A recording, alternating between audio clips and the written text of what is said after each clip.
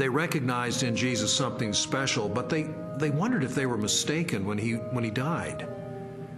They didn't anticipate that. Suffer maybe, but die at the hands of Pontius Pilate, the Roman governor?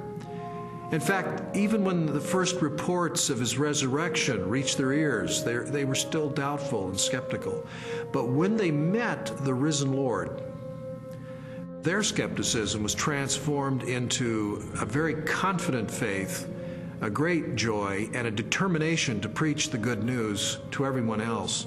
And I think that's the part that's awfully hard to refute, because we have this turnabout, this transformation of a discouraged and bewildered following on the basis of the good news. Somehow you have to explain the explosion from scared followers who run away to, let's worship him, let's sing to him, let's pray to him.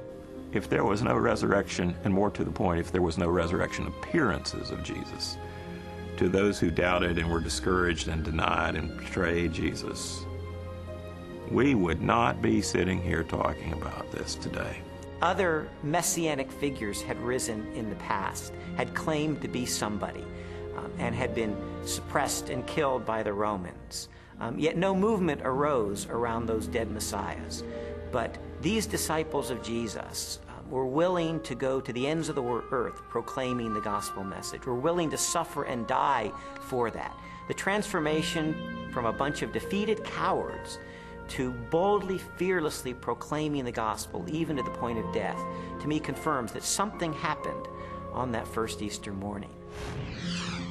I have worked much harder, been in prison more frequently, been flogged more severely, and been exposed to death again and again.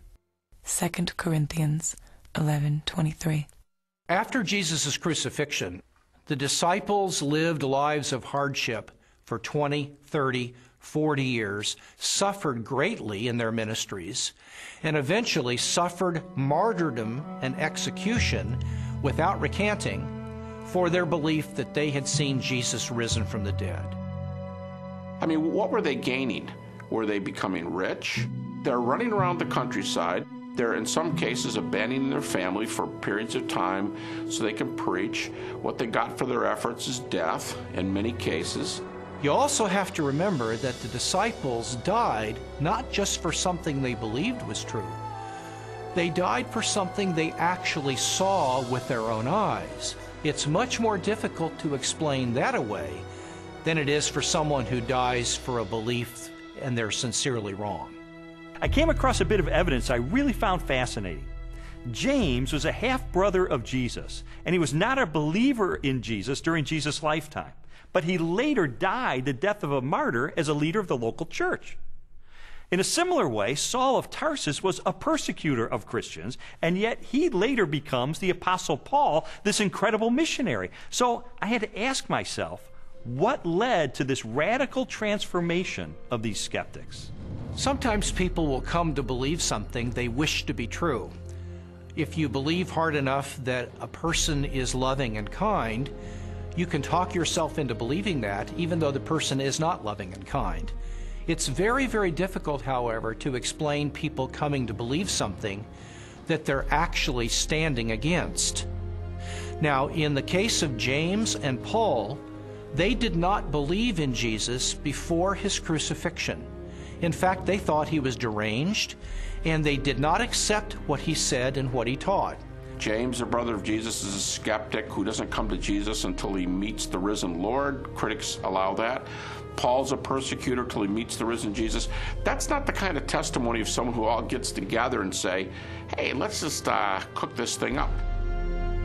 One of the certainties, it seems to me, related to the testimony of the apostles is that they truly believed that Jesus was who he claimed he was, and they truly believed that he had risen from the dead because they were willing to die for that. Very few people are willing to die for something they don't really believe in, or something even worse that they know to be a lie. When Jesus was executed, his disciples were rightly afraid. They scattered. They were fearful for their own life.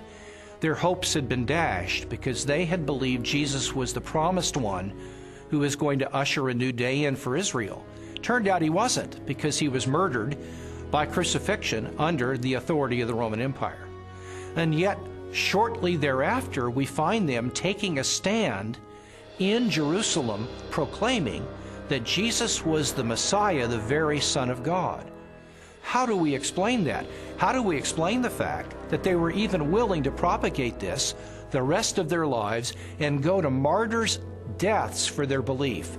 The only rational explanation is that something happened to them between the death of Jesus and 3 days later, and according to their own words, it was that they saw Jesus risen from the dead for themselves. People have often said, and I think it's a perfectly fair position, that, okay, there aren't actually any good alternative hypotheses for how you explain the rise of early Christianity, but because we know as an absolute fact which we're not prepared to let go of, that nobody ever rises from the dead, then there must in fact be some other alternative hypothesis.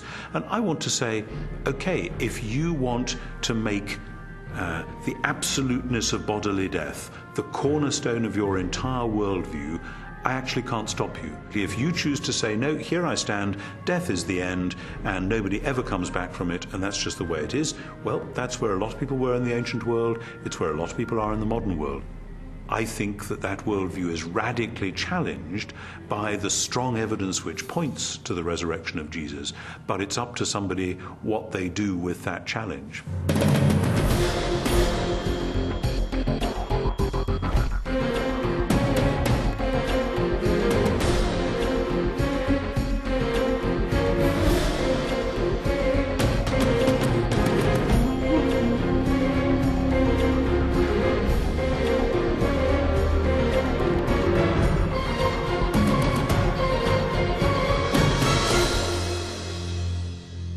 The evidence accumulated over time until November the 8th of 1981, which is sort of when I reached a critical mass. I remember going alone in my room, and I took a yellow legal pad and put a line down the middle, and on one side I started to list all of the evidence I had encountered for Jesus Christ being the Son of God, and on the other side all the negative evidence against that. And I wrote and I wrote page after page, and finally I put my pen down and I said, wait a minute.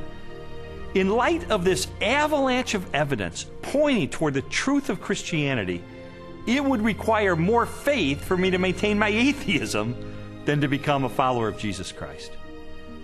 And so that's the moment that I decided, consistent with the evidence, the most logical, the most rational step I could take was a step of faith in the same direction the evidence was pointing, and put my trust in Jesus.